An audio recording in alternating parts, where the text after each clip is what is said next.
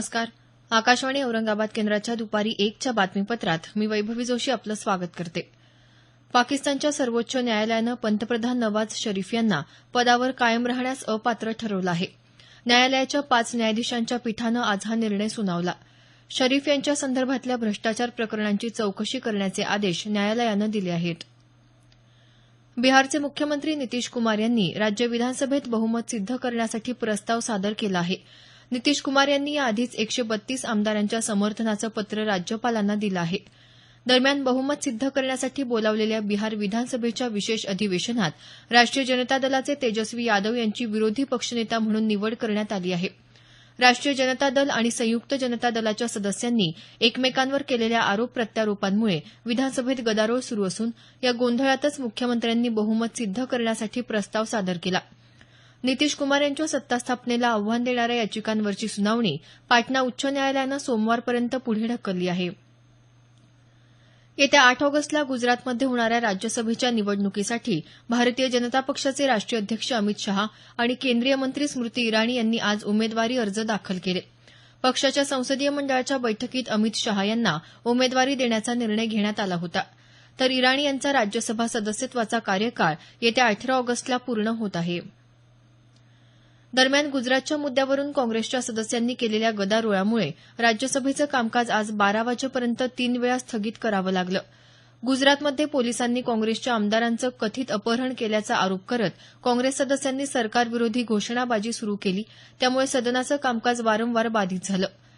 लोकसभेत शून्यकाळात कोल्हापूरचे खासदार धनंजय महाडिक यांनी गणेशोत्सवाच्या पार्श्वभूमीवर गणेश मूर्तींवर लागणारा वस्तू आणि सेवा कर रद्द करण्याची मागणी केली.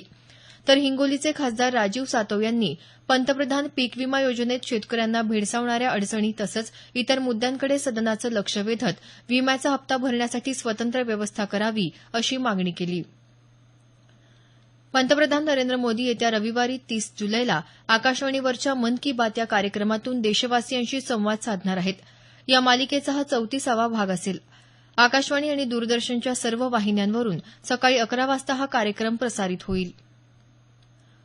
हुंडा प्रकरणांमध्ये जोपर्यंत आरोप सिद्ध होत नाही तसंच त्यातील तथ्य समोर येत नाही तोपर्यंत कोणतीही अटक किंवा कारवाई करू नये असा आदेश सर्वोच्च न्यायालयानं दिला आहे. हुंडा छळ प्रकरणांची चौकशी करण्यासाठी प्रत्येक जिल्ह्यात एक कुटुंब कल्याण समिती गठीत करण्यासही न्यायालयानं सांगितलं आहे. हुंडा प्रकरणांमध्ये परस्पर सामंजस्यानं प्रकरण सोडवलं गेलं पाहिजे असं मतही न्यायालयानं व्यक्त केलं आहे.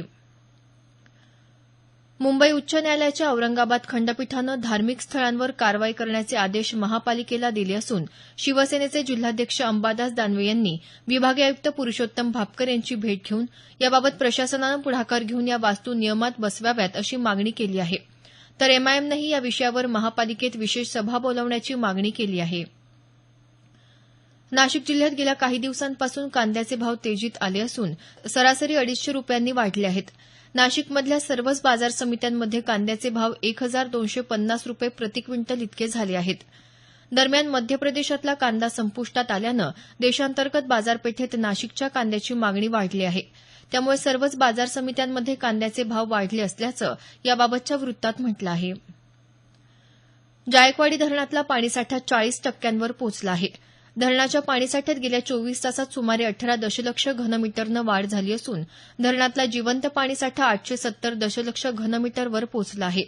हे प्रमाण धरणाच्या एकूण साठवण क्षमतेच्या 40.11% आहे. धरणात सध्या 7000 क्युसेक घनफूट प्रतिसेकंद वेगानं पाण्याची आवक सुरू आहे. नाशिक जिल्ह्यात काल रात्रीपासून जोरदार पाऊस सुरू असल्यानं पाण्याची आवक वाढण्याची शक्यता आहे. भारत आणि श्रीलंकेदरम्यान गॉल इथं सुरू असलेल्या पहिल्या कसोटी क्रिकेट सामन्यात तिसऱ्या दिवसाचा खेळ सुरू झाला असून शेवटचं वृत्त हाती आलं तेव्हा श्रीलंकेच्या सर्वबाद 291 धावा झाल्या. रवींद्र जडेजानं 3, मोहम्मद शमीनं 2 तर उमेश यादव, रविचंद्रन अश्विन आणि हार्दिक पंड्यानं प्रत्येकी 1 बळी घेतला. भारत 309 धावांनी आघाडीवर आहे. भारताची फलंदाजी सुरू झाली आहे. याबरोबरच हे बातमीपत्र संपलं. आमचं यानंतरचं बातमीपत्र सायंकाळी 5:25 वाजून